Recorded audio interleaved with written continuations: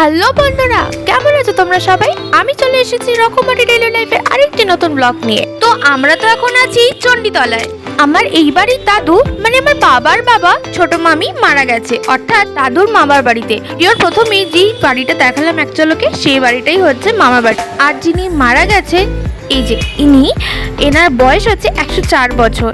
ভাবো তো, এই পৃথিবীতে কত কিছু দেখে গেছে, স্বাধীনতা দেখে গেছে, আরো কত কি। তারপর একে একে সবার সাথে অনেক দিন পর দেখা হলো, তাই মনটা ভীষণ ভালো হয়ে গেছিল। কিন্তু বিশাল গরম, বিশ্বাস করো, এত গরমে শরীর খারাপ করছিল। তারপরে আম পড়া শরবত খেয়ে একটু শরীরটা ভালো লাগলো। তারপরে কিছুক্ষণের মধ্যেই আমরা খেতে বসে গেছিলাম।